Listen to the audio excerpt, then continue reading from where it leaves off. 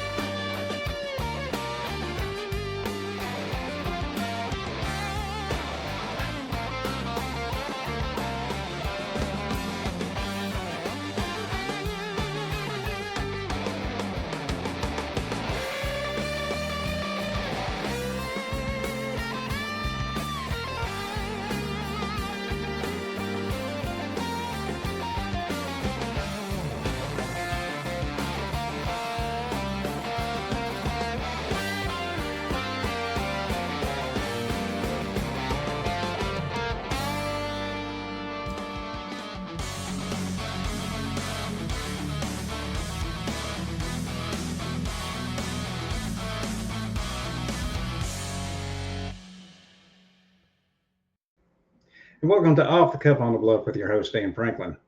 That's me. Hope everyone's doing all right this evening. Got a lot of good feedback on the camera situation now. I've got spent about 16, 17 bucks and got this cool little thing that sits on top of your or hangs over your monitor and sits about midway on your monitor. So you're looking at the camera all the time, except when you have to look away at something that you've got to read. My guest tonight is Lisa Arnold, and let me get to the introduction of her. Lisa, obviously, is our guest tonight. She's a lifelong Memphian. She's worked in the bond world. She'll tell us for how long. We'll get all those answers from her.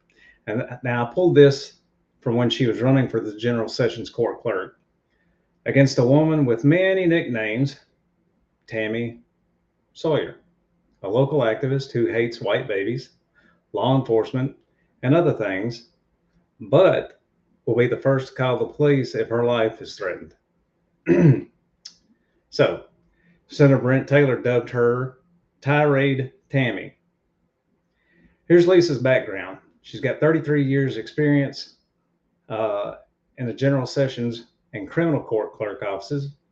She served as in key management positions under both Democrats and Republicans. Manager of finance under former General Sessions clerk Edward Stanton. Dedicated to accurately collecting and recording information on on criminal defendants. She demands exceptional training of clerk employees, committed to sharing key data with state and local agencies, supports full transparency, none of which we get with, as I call her, Tater Chip, Tirade Tammy. And the reason I nicknamed her Tater Chip was because whenever she became the General Sessions Court clerk or the county court clerk or whatever it is, she had a bunch of bags of potato chips made with her face on it. All right, without further ado, let's bring in Lisa.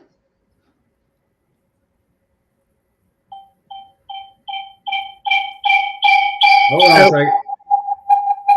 Hold on, we're getting a bunch of feedback here. There you go. There, is that better? That's a lot better. Well, that was on my end. And like like Chase said last night in his, Daniel had issues. And I mean, you're going to have issues. It's live. So there's not a whole lot you can do about things like that. But you do what you got to do. So how are you doing this evening? Doing good, Dean. How are you doing? I'm doing all right. Doing all right. So when's your next trip to Florida? You were telling me the other day. A couple weeks. Couple weeks. Well, Melanie has decided that she wants to take a second trip. So we're going May 10th through the 17th or something like before kids get out of school. Oh, I'll be coming back May 9th. So we'll just miss each other again like we did in the fall. Yeah, we did. Yeah, we did. So you 33 years you worked for General Sessions Court clerk, is that correct?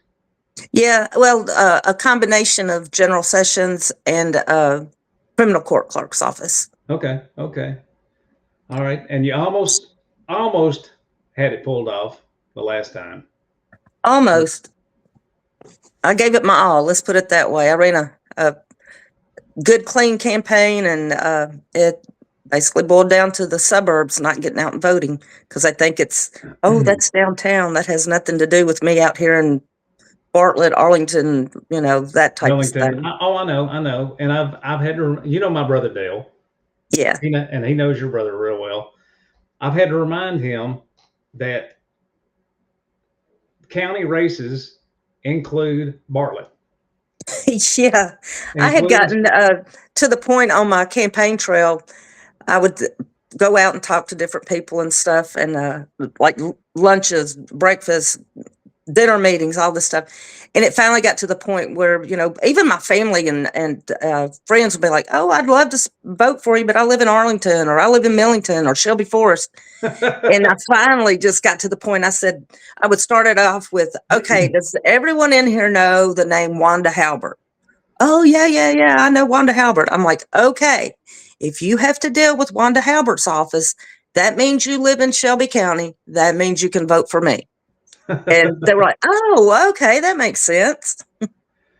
And so, how long have you been working in the bond industry? Is it an industry or is it Yeah, what do you call it?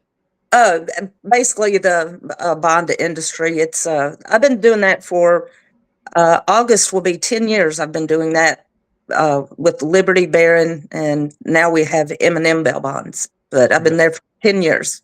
Okay, all right. And you by your videos, if people haven't watched Lisa's videos when she's at work, she's got great videos of all the let's not be mean, all the interesting Memphians that come by your where you work. Oh yeah, it's a mixture of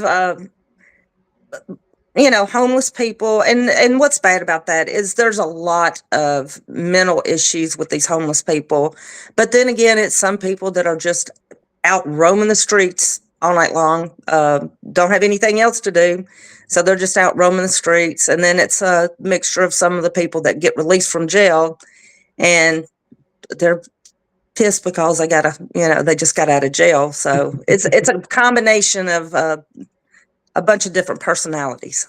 And you've got nicknames for several of them as well, don't you? Oh yeah,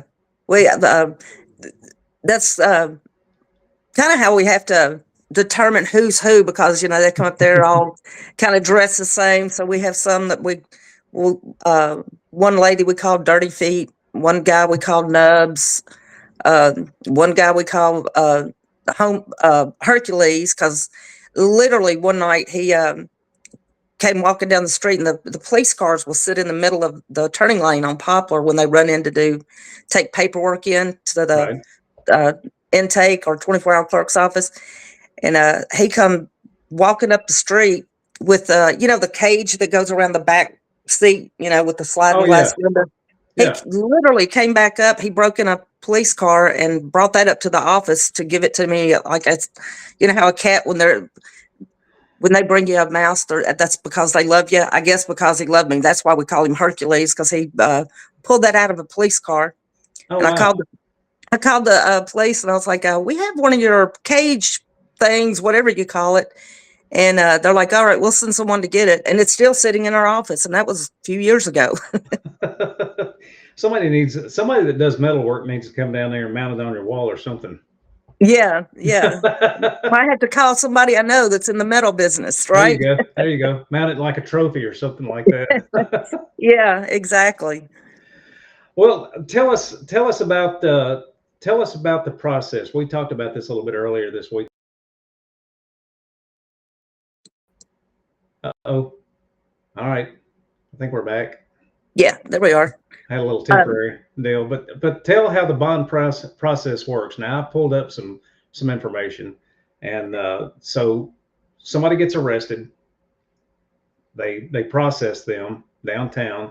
How long does it take before they get in front of either a judge or a magistrate, or does it just depend on what their offense is? Well, it depends on what's going on in the jail that night. So basically, a loved one goes to jail.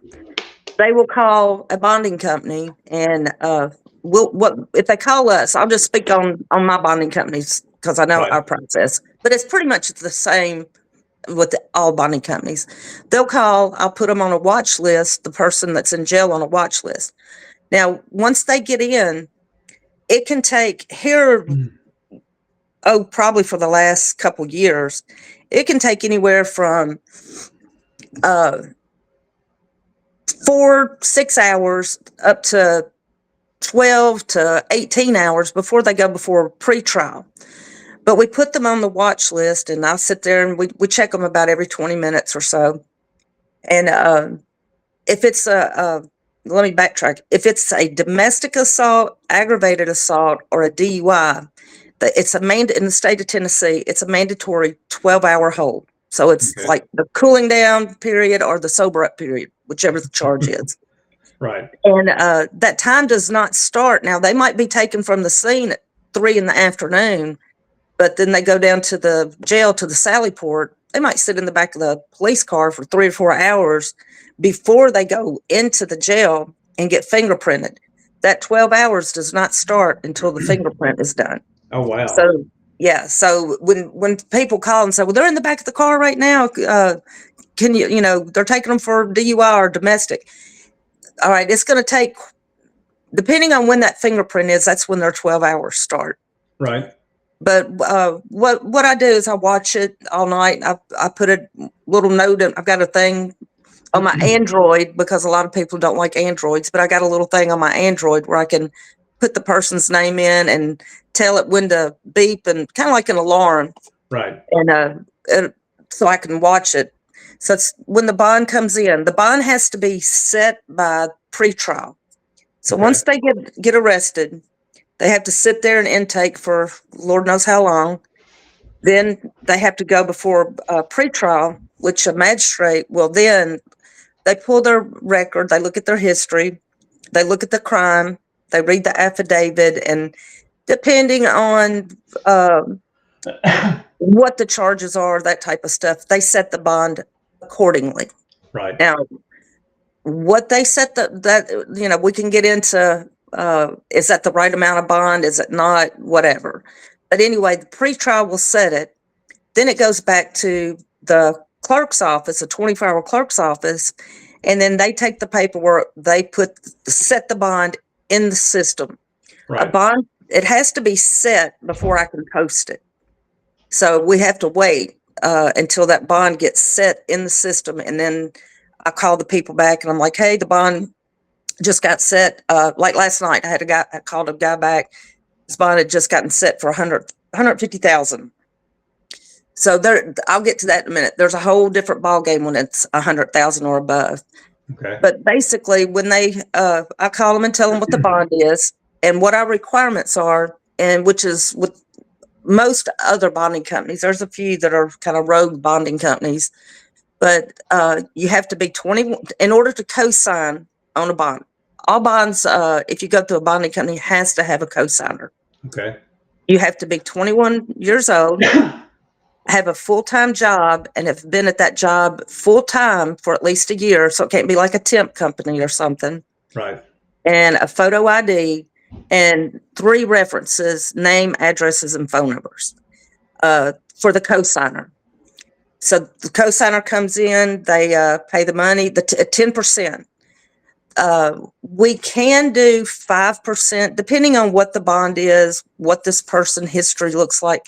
Because I also check the history of that person that's in jail. Because if they're not a good bond, which, I mean, I have some that have several bench warrants in the past, and they might go back to the early 2000s where they've missed court on the other things. That's going to be a full collateral bond, because I won't say the bond's $25,000 and they have had bench warrants in the past. Well, it's nothing personal. It's just business. They're not a good bond. They don't show up for court. So I would get full collateral. The reason for when they post a bond and they do the 10%, all right, when I actually go over and post that bond at the clerk's office, I'm posting the bond for the full amount of the bond. The co-signer is just paying the 10% because they can't afford the full $25,000. Right. Okay. So they're going to give me $2,500 plus $37, which is a state tax that's charged on every bond. So if the person misses court, once I post that bond, usually their court date is the next day or the following day. If they miss court, and the bench warrant is issued against them. In general sessions, it's called a bench warrant. In criminal court, it's called a capias. They'll issue a capias. Okay. From the time that warrant is issued through the court, I have 180 days to go out and find that person and get them back in custody, back in court, or back in jail to get that warrant cleared up. If I can't find them in 180 days, on that 181st day, then I have to go to the clerk's office with a check for the full $25,000. And what that's called is a conditional forfeiture. It's like in good faith as a bail bondsman, I went to the clerk's office and posted the full amount of the bond, but it's up to me to make sure that they show up for court and they get back. And if not, the clerk's office is looking to me or the bail bondsman to pay that full amount of the bond. Wow. How often does that happen? With our, I have to brag on Liberty, Barron, and Eminem. We really, right now, I think we have 3 people that we're looking for that hasn't reached the day. But what I can tell you is when I was running for General Sessions, I was getting numbers on conditional forfeitures that were not satisfied through the court from some of the other bonding companies.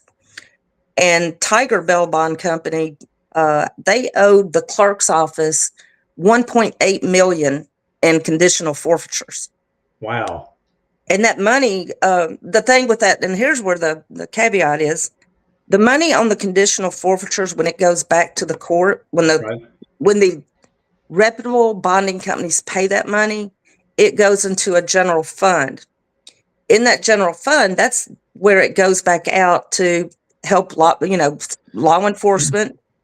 It goes back to any agency that had a hands in arresting that person. It goes back. It also goes back in the general fund for tax revenue, that type of stuff. Okay. But we don't have a clerk right now that is actively collecting the conditional forfeitures from the bonding companies. So if that tells you anything. But right, to answer your question, I think we have, I believe it's about $15,000 in conditional forfeiture right now, but we're actively looking for the 3 people that we do have out. Okay. So about $3,000 a piece, huh? Right. Okay. Okay. Yeah. Right? No, $5,000 a piece. Yeah, we write and we'll do a bond. Sometimes people don't even have $100, and they'll call us on $100 bond. Usually $100 bond is probably disorderly conduct or public intox or criminal trespass when they've been trespassed from a property and they come back. But that's going to cost you $47 for $100 bond. So I always try to tell people, look, just find you $100, go over to the clerk's office and pay it. Right. That way you don't have to worry about all the paperwork and stuff like that. Right. Right. But look, I went to the Memphis Crime Beat. I work with them a lot, showing them how to do things, read the system. Right. And let me, hold on, I should have had this out before we got on the line, Dean. I was going to show you what an actual bond looks like. All right, when I post a bond, I don't know if you can see it, but it's a piece of paper like this. Right. It's called a written undertaking, and it has a raised seal down here in the corner where I sign my name. Right.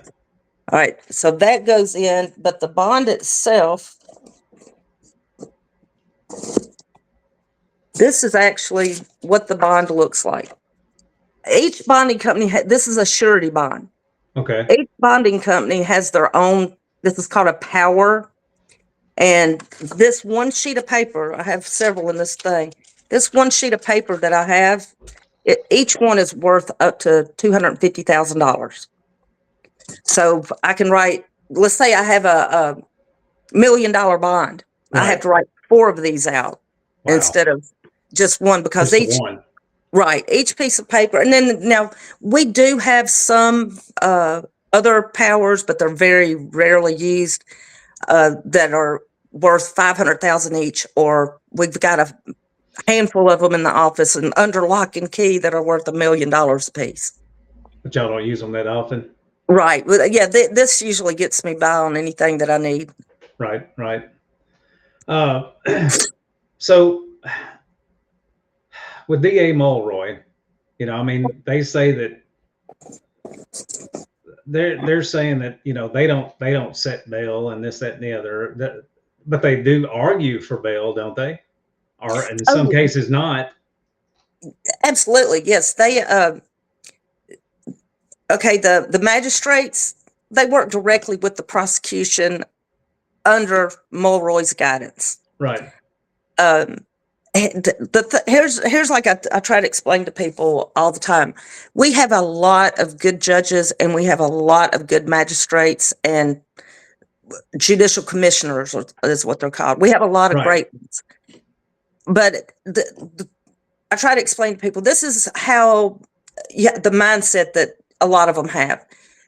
You have to be an attorney, right? So you have a lot of attorneys that are defense attorneys that are now in these key positions. You have a lot of prosecution attorneys or attorneys that work for the prosecutor's office, prior prosecutors or district attorneys. Right. So you've got the mindset of a criminal defense or a prosecutor that's working in these positions now. So it's kind of, but we have some really good ones. I'm going to say that. After Judge Anderson left, the ship got righted, I should say. Right. Well, I was, like I said, I read through some stuff and I'll hit on it here just a little bit before I get deeper into it or whatever. But the magistrates or the you said judicial commissioners, right? Yes. Those are appointed positions. The judges are elected positions, correct? Correct. Okay. So a lot of people like myself wouldn't understand something like that. They don't, they're going, how is this? Why are they arguing for such a low? Who elected this guy? He's not elected or she's not elected. They're appointed by, and who are they appointed by? Judges or the DA? They're appointed by a combination, from what I understand, county commission, and the judges have some input on it, and the district attorney has some input on it, and the public defender. So it's a combination of everybody. But when it comes down to it, the county commission, they're the ones that sign off on it. So it's the county commission. Yeah. But it's a group effort from all those people involved in it. Right. I'm just trying to figure out. I mean, I know some of them, some of the county commissioners. Personally, I know some of them, and then you've got some that were previously on there that is now working in or not doing her job somewhere else. Tirade. She was. I didn't realize she was once a county commissioner. Yes. So could some of these people? You need to ask Amber about when she worked with her. Oh, she was on at the same time Amber was? Yeah. Oh, okay. And shout out to Amber since she's going to run for District 99, right? Yeah, up in Nashville. I mean, to work in Nashville. She will be amazing. Yep, she will. Absolutely. But I'm just wondering if any of those people were appointed when you had activists with the Shelby County Commission. Yes, there are some that are still on there. When they did the bail reform courtroom, and that was Mulroy's doings. Right. That's when a lot of them just kind of retired and was like, I'm done with it. But you do still have, there are some that are still from previous commission. Okay. Wow. I was looking at some of this stuff here on, I'm not going to use AI for everything. I write my own personal Facebook post. I don't write any. Sometimes it looks like, and sometimes I amaze even myself at some of the things that I write. Pat my own back. But anyway, like in a murder case, and two come to mind for me. One of them was Ezekiel Kelly, who went on that shooting spree for 12 hours or something like that. Ended up killing 3 people and injuring 3 people in the entire process. And one of them was, I think she was a nurse that may have worked here in Memphis or whatever, but lived in Arkansas. It was headed back home or something like that. And this guy shot her in front of her kid. I mean, killed her right there in front of her kid. I don't even know what his bail was set at. I'm not exactly sure, but let me tell you a quick little backstory on Ezekiel. Okay. It was probably 3-4 months before that took all the shooting rampage, Facebook Live and all that took place. Right. And his grandmother called me one night, and it was about 2:30, 3 o'clock in the morning. He was in Bartlett jail on some drug charges. Simple possession, nothing major. Right. Driving unrevoked, and simple possession. And she called to see if I could bond him out. So I was like, yeah, I can go out there. And I went out there, got him bonded out. She sent everything to me, via, like we were discussing early, computer, electronic, Right. sent me everything. So I went out there to get him. Well, when you're bonded out in Bartlett, Collierville, Germantown, you've got to leave the premises immediately. So she called me back. She said, well, can he just sit there until they have like a little lobby area. Can he Right. just sit there until the sun comes up, because I'm scared to drive at night? And I said, no, ma'am. I said, don't worry about it. I'll take him home. Give me your address. And I drove him all the way to Brownsville, Tennessee. That's where she was? She was in Brownsville. She lived not far off the interstate in Brownsville. And we stopped there at Canada Road, and I got him he wanted a bag of chips. I got him a Slim Jim, a pack of Newport, and a Mountain Dew, and drove him on to his grandma's house and dropped him off at the front door. And when I say he was nothing like he was in that Facebook Live, right, he was on some bad drugs. It was a complete opposite person that I bonded out. Right. So, I mean, it was sad, because that's another thing. Once I bond you out, I get your Instagram, your Facebook, all that stuff, so I can follow you everywhere you go, unless you Right. block me.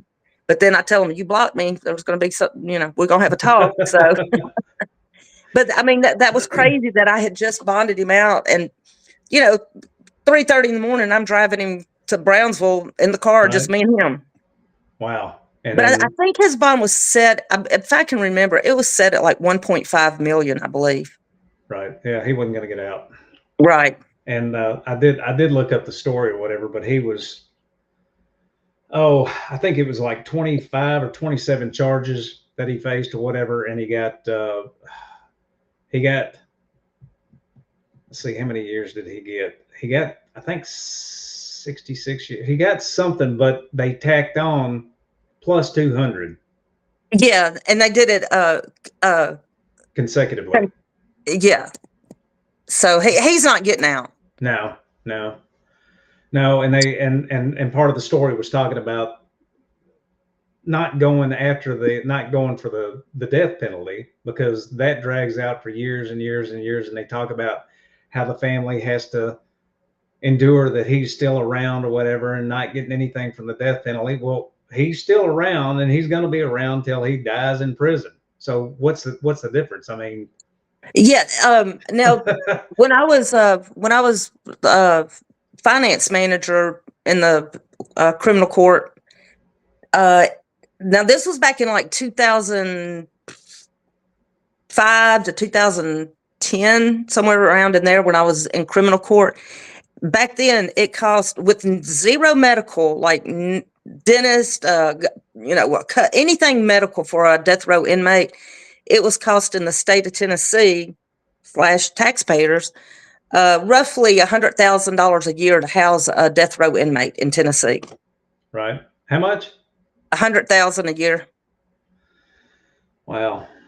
That's And I'm not sure how many are on death row right now, but back then, before I retired, I want to say it was like 67, 68 death row inmates in Tennessee. Wow. 100,000. So do the numbers on that. Yeah. Yeah, my brain's not going to do that. Not right now. What does it take to house someone that's spending, 15 to 20 years in prison? What does it cost? I mean, what does it cost to house just a normal? Roughly, just let's say they're healthy, just a roof over their head, food and water, or food and drinks. I shouldn't say just water, because they do give them more than water to drink. It's roughly about, I want to say, now I retired in 2014, so my numbers, I'm sure the numbers are way greater now, but back then it was around 50,000 per inmate a year. Okay. I think Melanie, my wife, Melanie, I think she's read recent reports. Is it 65, 75, 60 between 65, $75,000 a year is what it costs. Maybe even more than that. I still Yeah, think it's under 100,000, but yeah, it is for just, and that's no medical. We're talking once the medical, just like when we go to the doctor, there's cost involved in going to the doctor. right, So and that's where it swings back around to, you've got to have a clerk in office that is collecting unpaid court costs and fines, because that money goes back into a general fund, right, and that takes that that's where money is used also for stuff like that. right. I'm going to pull this up on the screen. I'm going to try to do it anyway. See if I can. There's both of us. Then let me add screen share. Oh, that's my background picture on my Facebook page. Isn't that a Yes, cool that's picture? it is cool. That's why I wanted to use it for tonight. Yeah, I took that. I actually took that picture on top of uh, the Madison Hotel on the. Right. I took it up there one night. Pardon me. This is what I pulled from Chat GPT, talking about the because I said something. I said why people in Memphis keep hearing about judicial commissioners setting bonds in the news. That and the part that you know the low bonds and things like that. And we talked about judicial commissioners they're appointed, not elected like judges. Uh, let's see. One of the things that several high-profile crimes involve suspects released on bond. Now we know one of the ones that I talked to you earlier today, the Deveron, I think is his name, Yeah, Deveron Deveron Taylor. Taylor. Right, who was out on bond. And from what I read earlier or heard, if I remember correctly, he was out on bond for attempted murder and some other things as well, carjackings and this, Yeah, that, and the and other. he was, if I'm remembering correctly, he was released on his own recognizance on that. He was on Exactly. an ROR bond. Yes, he was released ROR and was out doing other things. Scrolling through here, the district attorney, Mulroy, I say the DA stands for something else instead of district attorney. But has publicly, well, I posted on Facebook, so has publicly criticized bond decisions. He's has at times criticized bond decisions and pushed for tougher detention in violent cases. Uh, you know, it's just here's the information on Officer Joseph McKinney. Now, apparently, these two guys, Deveron and I can't even pronounce the other guy. They were in the car together. They got stopped. Apparently, there were other police on the scene as well. Deveron got out and started shooting. Now he had a modified Glock. He had the Glock switch on.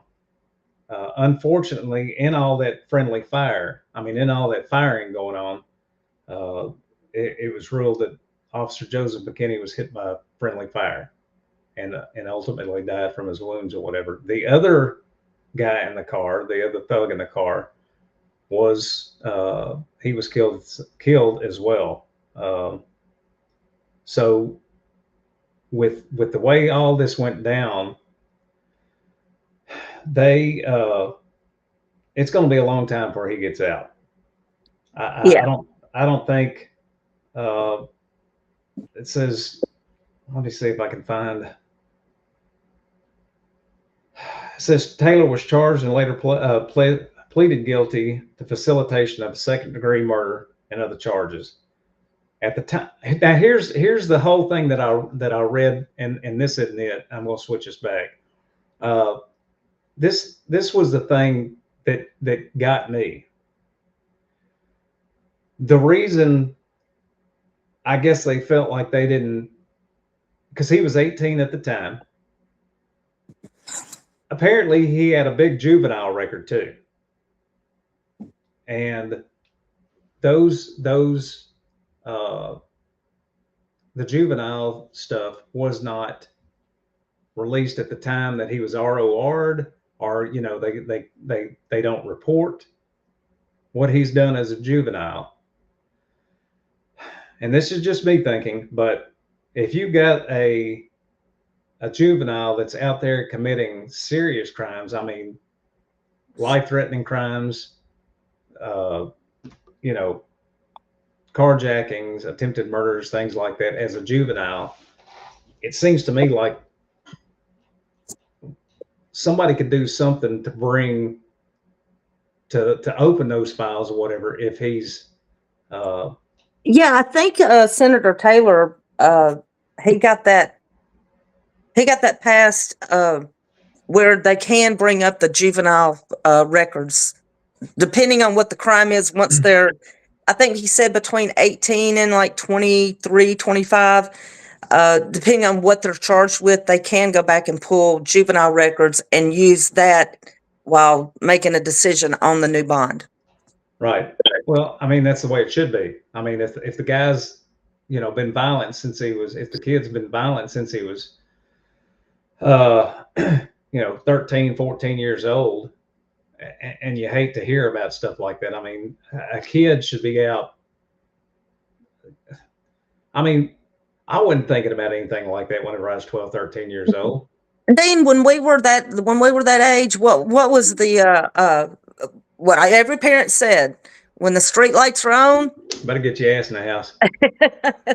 Yes, better be home. That's right. That's right. I mean, and we were playing gangsters and things like that, or war. Yeah, we might have been like mischievous, but we weren't mean or doing anything bad. I mean, and when I say mischievous, we used to go roll yards and stuff like that. Nothing like what no. And we didn't even have cell phones or Life 360 or anything. But you better bet your mom and dad knew where you were. I mean, they knew all the time. Yeah, I grew up. Or when we moved back from Texas, I was in, I guess it's Raleigh Scenic Hills area, over there by Lake.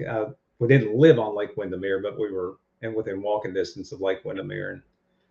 And I think the craziest thing we did was cut through somebody's field or whatever, but they didn't care, And you'd go to the Raleigh Springs Mall, and you acted appropriate. You might stay there all day long on a Saturday.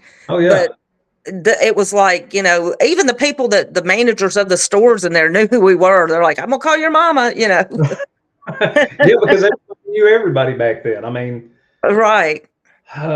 Sultan's Castle. Oh Lord. Fun times. Oh yeah. Spent a lot of quarters in there. Yep. But so back to, let me see if I can see. Okay, at the time of I said he was 18. He was 17 at the time that Officer McKinney was killed. So that's why his juvenile records, when he was ROR, that's why his juvenile, I mean, if they'd gone look through his juvenile records, they would have found this guy's kind of a risk to the community. Right. And thank goodness that Senator Taylor had gotten that bill passed prior to that incident with Officer McKinney. Otherwise, it would have been like he's never done anything in his youth. So the timing of it was just perfect, where they were able to go back and look. Right. Yeah. Senator Taylor works tirelessly for our opinion is Senator Taylor works tirelessly to make Memphis matter. Right. And of course you've got groups like, I call them Invisible Memphis, because I'm dyslexic sometimes, but it's Indivisible Memphis. They rant and rave about Senator Taylor, and he just. Did you see the news the other day when somebody was asking him about the unsafe task force, and he said, "Oh yeah, I don't know what planet you're from. I know, I know. It was. I think that may have been in Nashville I think it was. I think so. because they were talking about the MSCS has come up with a new plan. Yeah. How many of those county commission meetings have me and you sat in together about the school board? Oh yeah, that's a bunch. And you said you watched the episode with trying to think of his name, uh, Damon Curry Morris, Oh yeah, yeah, yeah, and you said you know him. yeah. Well, Okay, I got to meet him through, going to the county commission meetings, and okay, that's what the I don't know the best way to say it other than just saying it. When Democrats and Republicans can come together on issues that matter to people that matter, right. that's a good thing. And we've really been able to do that on quite a few things here lately, and it's really good. Right, right. Oh yeah. I mean, there were a lot of people that did. I mean, for the because it was for the kids. It's for the Right. kids. It has nothing to do with the adults, of course, being taxpayers and everything like that. You want to make sure that somebody that's looking over our kids, watching over our kids, is being accountable for a 2.8. I mean, a $2.08 billion budget. Right. The average, because in the when people are booked into jail, there's like a laundry list of things that they go through pretrial and stuff. Right. The average reading level of pretty much, I would say, 85-90% of incarcerated inmates at the correctional center and Shelby County Jail 201 and Jail East is 3rd to 5th grade reading level. That's sad. That's unacceptable. Third grade. 3rd to 5th grade reading level is the majority of incarcerated people in Shelby County. One of the things that I think me and him talked about were, I mean, get like shop back in these schools. Right. I mean, auto mechanics or welding or Cosmetology, all of that stuff. HVAC, all of that. I mean, I went to school, and our school backed up to Kingsbury Votech. right. And I mean, it was always, you could always see that where part of some of our classrooms we were so small they thought we were Kingsbury's lunchroom, by the way. But we were backed up to Kingsbury Votech, and I mean, Right.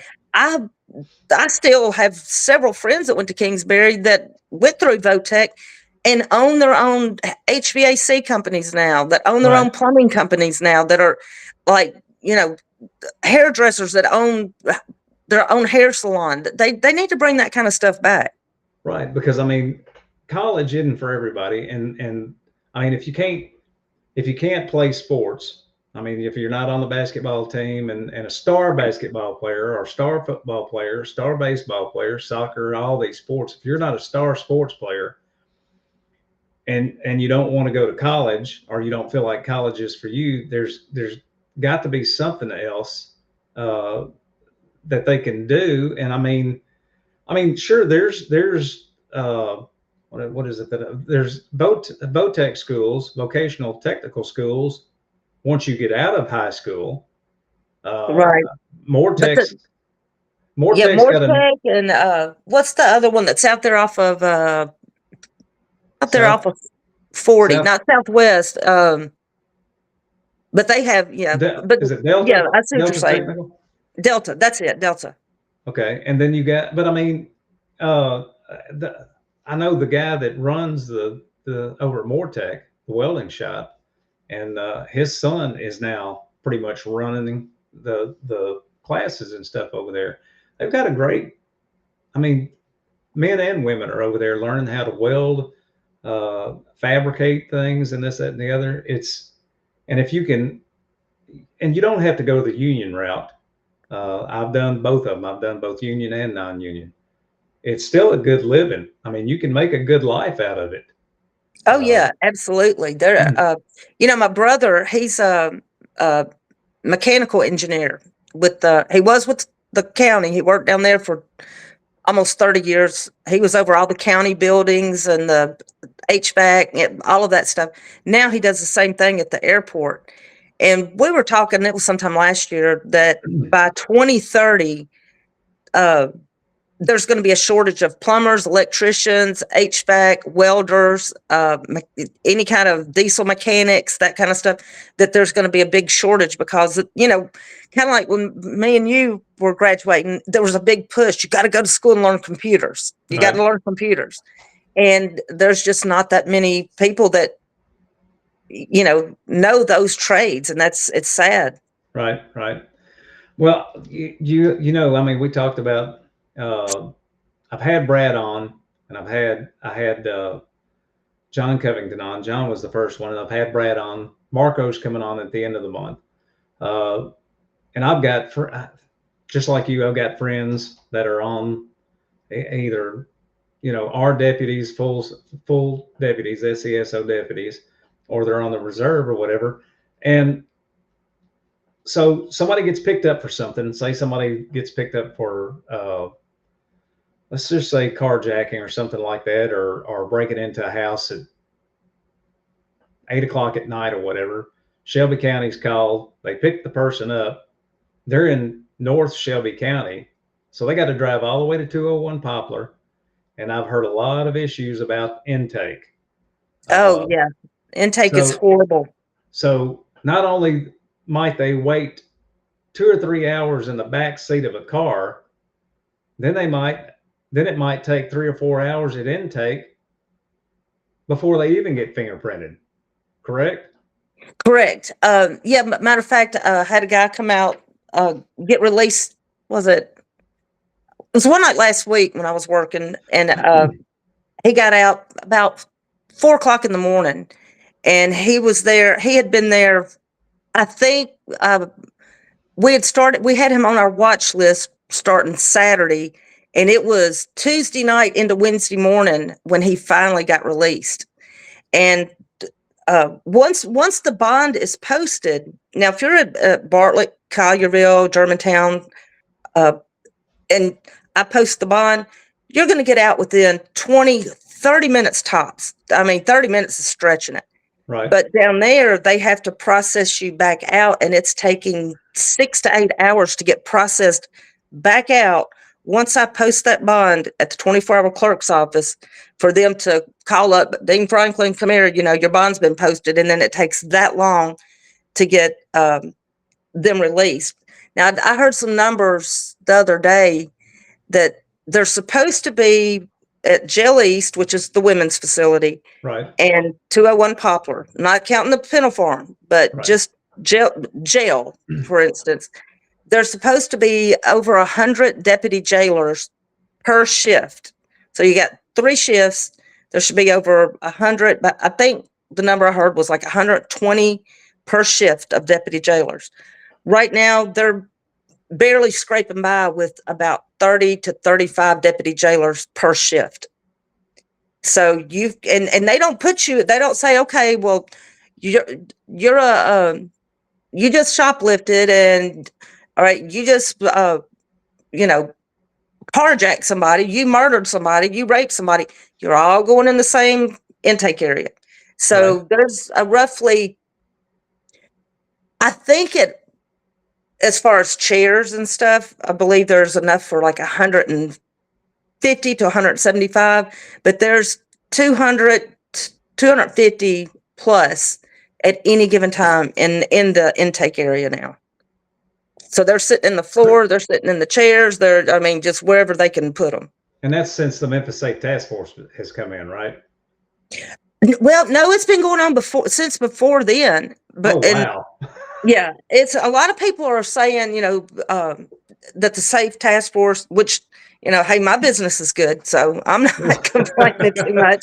Right. But the jail, the back when I worked for the county, before I retired, I was actually on the jail overcrowding committee. if I can, going back to like the late 90s, early 2000s, there has always been an average of about 2,500 inmates in jail at any given time. Right. But now that the jail is, the doors aren't working, that kind of stuff, they have to keep them housed in the intake area more so than sending them up to a floor. And the floors would be separated by, like, the fourth floor was like the red shirts. They're color coded with the type scrubs they have on. Right. They have yellow, blue, orange, and red, and depends on the crime as to what they are dressed out as. But they used to send like the murderers, the rapists, that kind of stuff to the fourth floor.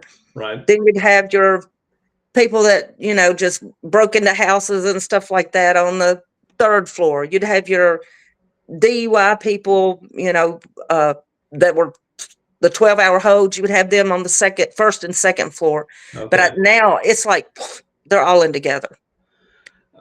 Which isn't good for somebody if they just was drunk and disorderly, and you're sitting or sharing Yeah. a cell with somebody that just killed 4 people. Right. And I've had people coming out of jail to sign their bond once we post it. And I'm talking, these are young kids, and they are scared, literally scared straight. That show that they had on one of the cable channels. They were like, that's all I needed to see. I will never do anything. They're like, I will be the poster child for doing what my mama tells me to do. Right. But literally going back to the late 90s to early 2000, there's always been roughly 2,500 inmates housed at 201 in Jail East. Okay. The women, when I first started working down there, I parked where 201 is. And, where you get your car tags in that building, that's where the old jail was, there. Okay. And behind it. But so when 201 was actually built, it was probably outdated within the first 5 years of it being open. That's what it was already outdated. I think I heard that from Amber. Yeah, it was. And then, they spent all that money doing the new annex part of the jail. And I think within 3 years, it was already torn up. It was, up on I don't know if you know or not, but up on the roof over there, on the annex part, they have a basketball court over there. And when I worked in criminal court on the 4th floor, my office looked over at the jail, and they had this huge pipe coming down, a vent pipe or something down the side of the building. And we would literally be sitting at our desk and watch the people up there playing basketball jump over and shimmy down that pole. And we would be like, okay, let's see how far they'd get down before we call the police and tell them somebody's escaped. Made a game out of it. Yeah. But now they house people in the gym there. They did have when it first opened, the new annex part, the concept was great, but it's already, they have cots and stuff in the gym where they house people. But like I said, you can be in there, like I said, for disorderly conduct because you got drunk and started smarting off, and you're in there with somebody that just murdered, 2 people or just raped somebody or. And then another thing I wanted to bring up, we hear a lot of people talk about the pretextual stops. Right. And I think you were at one of the meetings when I talked about this. The pretextual stops, they definitely work. I was sitting there one night, and when somebody goes to jail, usually it's 4 or 5 family members that come in the office at the same time to bond them out. And here comes a group of people in. They were upset because their mom, the aunt, the sister had gotten pulled over for window tint. And they were upset about it because, those are trumped up charges. She bought the car with the window tint that dark. She shouldn't have gone to jail for that. And just going on and on. I was like, hold on a second. What's her name? And I pulled her up. Well, she didn't go to jail for her window tint being dark. She got pulled over for her window tint being too dark. but there had been a criminal court indictment warrant out on her since January of 22 for 8 counts of rape of a child, 8 counts of incest, and 5 counts of continuous rape of a child in an authority figure. So the pretextual stops, they're clearing up warrants. Right. And, you know, C.J. Davis and all them, they were like, and Mulroy, no, that's against their rights, you know, all that. Well, it's getting people like that off the street. Oh my Now, God, I cannot believe it. let me be clear. As a bail bond agent, I have the right to refuse service to anyone.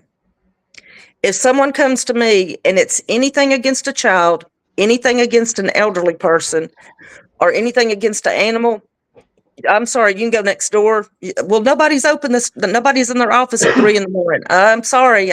Those are 3 lines I will not cross. And, Wow. you know, that's just, I couldn't have bonded that lady out and gone home and gone to bed, you know, knowing that she was back out. And how long has she been doing this since that warrant went out for, that she's been out on the streets? Did it have a date on the warrant? Do you remember Yeah, what the date on the? it was January of 22. That's when the criminal court indictment went out. January of 22. And this was when back. Was this? This was back. I want to say it was in November of 20, last 25? year. Yeah. So she'd been free for basically 3 years. She's probably, or I wonder if she got ROR'd. No, she didn't, time. because I did follow up. I not follow up on it, but I kept checking to see. And when there was no bond set until she went to court. Right. Anytime it's a criminal court case, 9 out of 10 times there's no preset bond on it. The judge wants to see them before they set a bond, and her bond was set at $650,000. And I check her randomly, and I checked a few weeks ago, and she was still in there. That nobody had paid the $650,000 bond. Well, what I meant earlier was I wonder if, you know, with her warrant and everything, I wonder had she gotten ROR'd the first time, whatever she was busted for the first time, and then she's been loose for three years. No, she wasn't. She did not have any history, because I looked at that.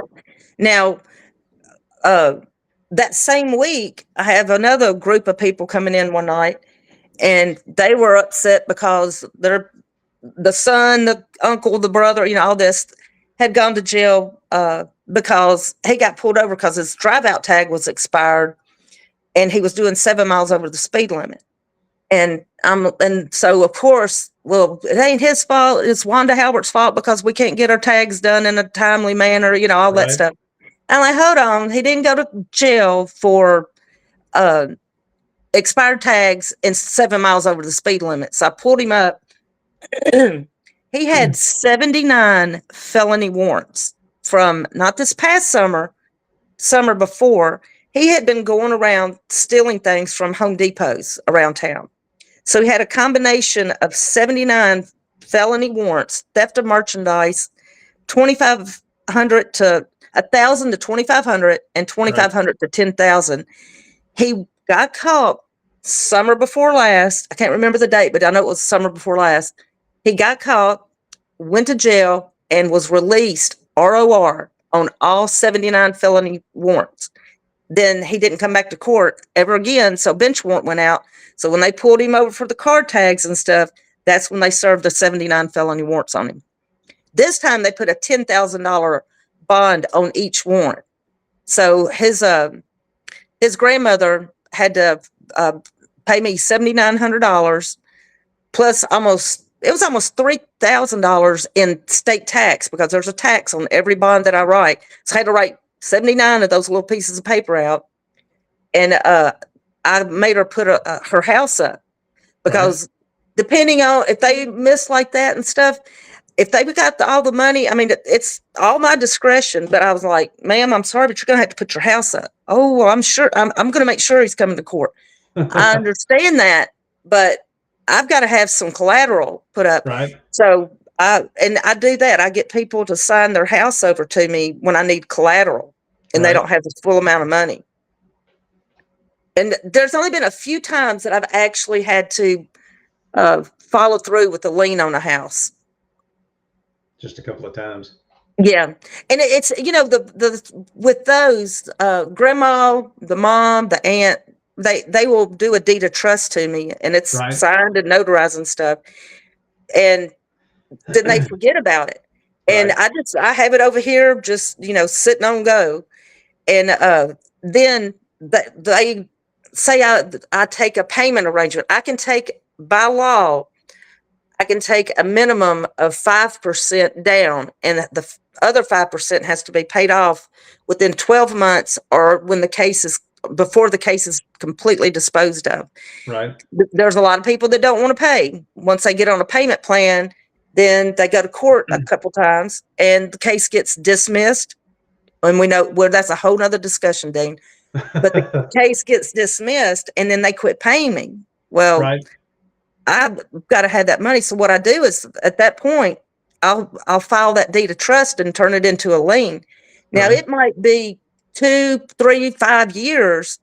The grandma passes away, then the house goes to the kids. They're like, I don't want that house. I want to sell it. Well, when they get ready to sell it, what do you know? They're going to have to pay Lisa $79,000 before they can get any money off the proceeds of that house. Yeah, and the house and the property has to be equal to or greater than the value of the bond that I write. Right. Now, one time I told this one girl that I needed, collateral, and I needed our property. And she said, well, what do you mean property? I said, well, it's got to be real property. Right. I used the phrase real property. And she said, well, what about my car? And I said, no, it's got to be real property. She goes, bitch, I know it's real. I'm sitting here talking to you in it right now. I'm Oh like, my okay. Back to the 3rd to 5th grade reading level. Yeah. Yeah. That's right. Well, there's things that I have seen that I cannot unsee in the years that I've worked in the court system and around the court system. Right. Right. Well, let me ask you something. I mean, I've been told about, you said there's anywhere from, there should be 120, but there's only 30, 35 jailers on each shift. I mean, why can't they find 120? I mean, people are looking for work. I mean, people are looking for people all the time, but I mean, I guess you have to fall under certain standards to be a jailer. Right. And one thing that I have just, even with bail bond stuff, a lot of people, they can't pass a drug test. I mean, Right. And that's a lot of it. And then in defense of the deputy jailers, because I got some friends that are deputy jailers, you got to look at it this way. Who in their right mind wants to go be locked up for 10, 12 hours a day with a bunch of inmates for the low pay that they get? I mean, it makes sense. And that's another reason they don't pay for what they put up with. And that's just my opinion. I'm not calling anybody out. For what they have to put up with on a day-to-day, shift-to-shift basis. Right. And then it's hard to find deputy jailers that can pass, people that apply that can pass the written test, the physical test, and or the drug test. Right. There's a combination of all of them. Wow. Maybe they need to what's it called? Like they did with the police and fire or whatever. And yeah, exactly. Relax the deals. I mean, either that or, hey, how about get some of these Tennessee National Guard guys that want a job after the National Guard or something like that. Somebody that's got some muscle and some intelligence and, Right. Now and I've seen a couple, but I've heard both ways, but actually the National Guard, what they're utilizing them for is here lately, when a police officer pulls up with someone in the back of the squad car, the National Guard is right there at the intake area. Right. And pass it off to the National Guard person, and so that officer's not off the street and they can move on down the road. Now that's what I've heard too, and I don't know. I don't I've know if seen it a couple times, but okay. I don't know to what, how much they're doing it, but I have seen it with my own eyes that they are doing that. Right. Well, apparently, I'm going to stir the pot here just a second or whatever. Apparently, from a post from one tough mother, what I'm trying to think of her name, city council running for governor. Jerry Green. Jerry Green said that she went to her Walmart. I guess it's Jerry Green's Walmart, not Walmart, Target, and couldn't believe that there were 1,400 guardsmen at the Target that she goes to. 1,400? Yeah, I don't know that there's 1,400 guardsmen here. Last night I was on my way home from. I was on my way home last night from my brother's house, and it was after midnight because my great niece, I had to lay down. She wanted me to lay down and read a book to her. I had to be Aunt Lisa for a while. Right. And right there at Summer and Mendenhall, where the pancake shop is. Right. There were probably 15, 20 guardsmen standing outside their vehicles right there in the parking lot of the old Market Basket right next to the pancake shop. Wow. And that was probably about 12:15, 12:20 last night. I mean, I've not seen many. I've not, at the most, I think I've seen like 10 or 12 at a time. And that's the least I've seen is like 5 together.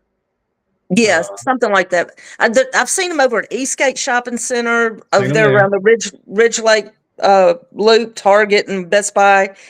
And I was out at Kohl's a couple weeks ago, and they were out there in front of Dick's Sporting Good and Kohl's and Kirkland's, that little area. And hey, every time I see them, I make a point of pulling over or getting out of my car or walking up to them and saying, thank you so much for being here. Absolutely. I mean, if anything, they're going to deter crime. They're not out there arresting people. They're not out there. It's the Memphis Safe Task Force that's doing all the work. Right. They're the ones that THP, the combination of all the different agencies, THP and I don't know what all.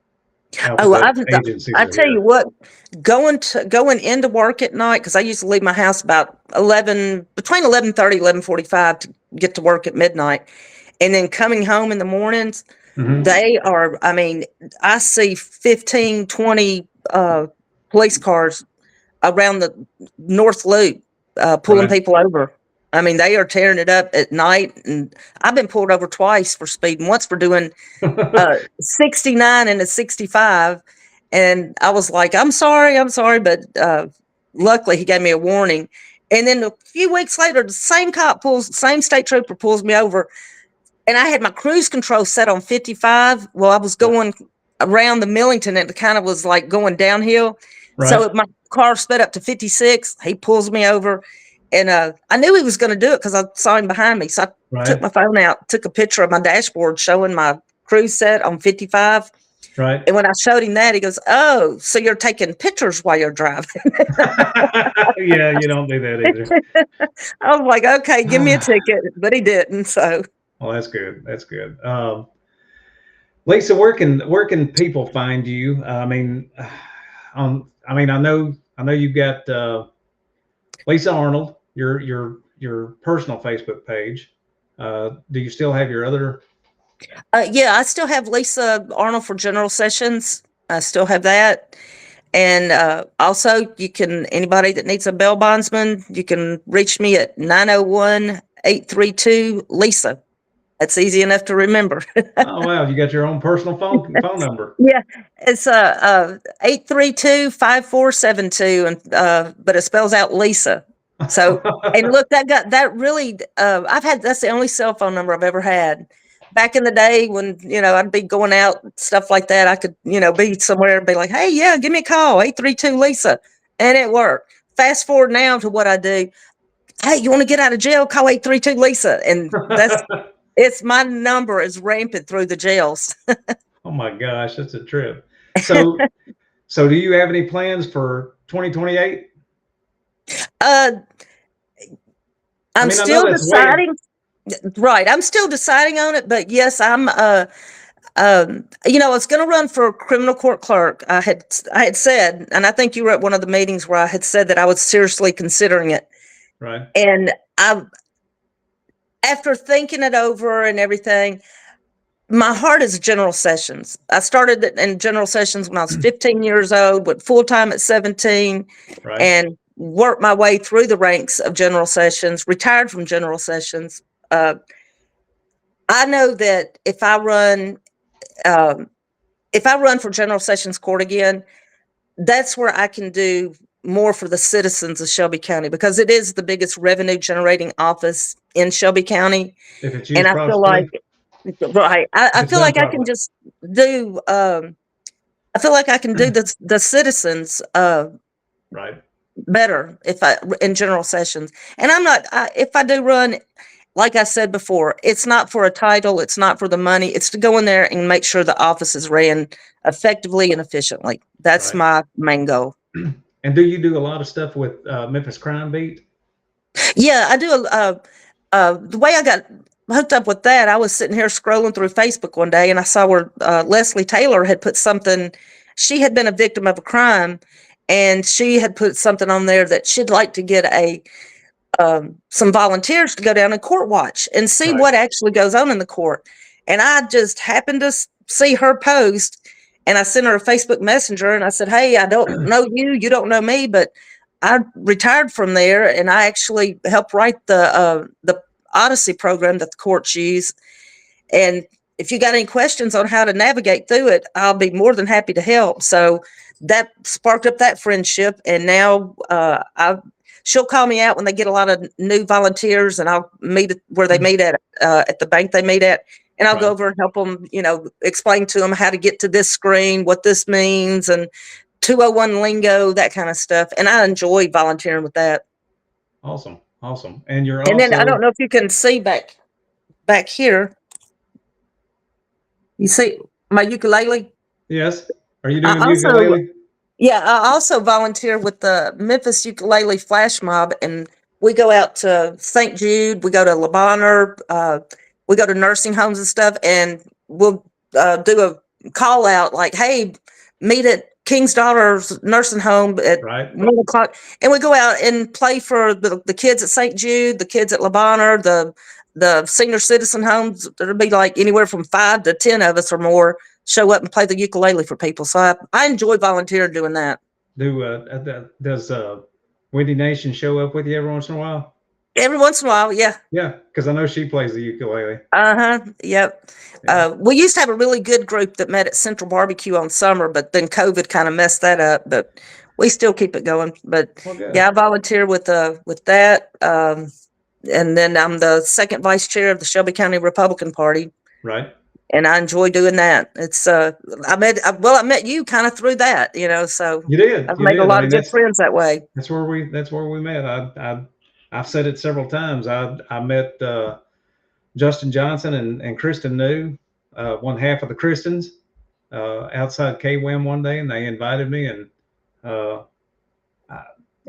I'm sure some people are sad that I started coming to the meetings or whatever, but I don't care. You're a voice of reason. Yeah, I guess sometimes I can be.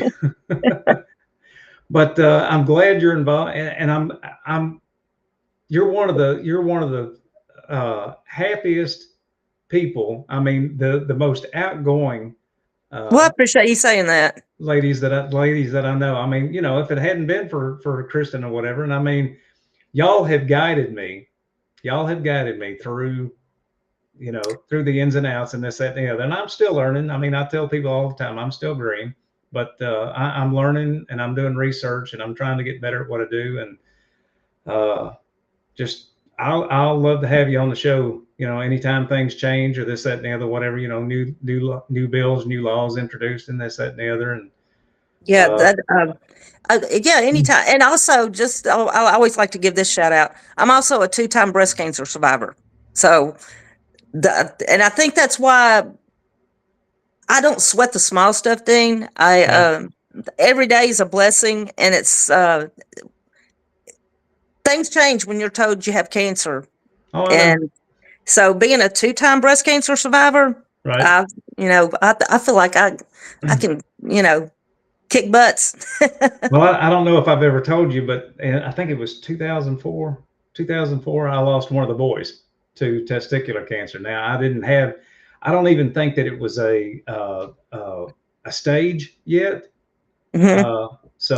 But they went in, and I'm just known as Lefty now. So, Hey, I went to high school with the guy, and his last name was House, like a house, and Right. he had that same thing happen to him. So his nickname from like sophomore year on has been One Nut House. Oh my God. But hey, so we're cancer survivors together. Absolutely. Absolutely. Lisa, I greatly appreciate you being on tonight. I had Luke scheduled, and he had a dinner. I mean, I know he's busy. He's He got to be is. busy now, not only going back to doing the TV spots and radio spots and this, that, and the other for Shelby County Republican Party. And I guess he's involved with John DeBerry's campaign. Is he involved in his, or is he I involved in believe somebody Luke, else's? he has his hands on a lot of things. I don't know how the kid does it. Oh, I know. He's He is amazing. amazing. He Yes. is an asset. If everybody had a Luke in their life, hey, things would Well, be great. I know he's been doing a lot of stuff for Senator Taylor too. So Right. He is amazing. He's like the bionic man. He just and he never, he never says no. It's like he is willing to help anybody and anything. I know he's been a good friend to me, and I can't thank him enough for the things that he's got me in front of, and this, that, and the other, or whatever. So, Lisa, we're going to leave it there, and All right, then. Well, thanks for having me on. I appreciate it. you have a good evening at work tonight. Be safe down there. Watch out for Snake Man or Dirty Feet Woman or Nubs, Nubs or Hercules. Hercules sounds all right if you don't piss him off. Right. Exactly. All right, I'm going to drop you in the green room and let you go, and I guess get All ready. right, Dean. Either get a little We'll bit of talk rest. soon. All right, take care, Lisa. All right, bye. Bye. Well, there you have it. There's a little information on bonds, and something you really don't have to worry about if you don't do anything wrong. So, keep it between the lines. Have your license plate. Have the correct license plate, not some paper tag that some buddy's uncle's nephew's sister has a printer that can print those things off. And I do know about those. I know about those. I talked to MPD about those. And the thing about it is, however much a license plate is, maybe under $150. But the thing about it is, every time you go get one of those paper tags, they're good for 30 days, I think, maybe 90 days. But some of those people charge $70. So if you have to get 3 or 4 of those, you could have just bought the tag. Could have just bought the tag and get your driver's license. People drive around here without driver's license all the time. And insurance. That's why our insurance rates are so much. So, tentatively next week, or no, not tentatively, next week, Rhonda Odell will be on talking about her run for District 1 in the Shelby County Commission. I want to thank y'all for being on tonight, and thank Lisa for coming on, and y'all have a good evening.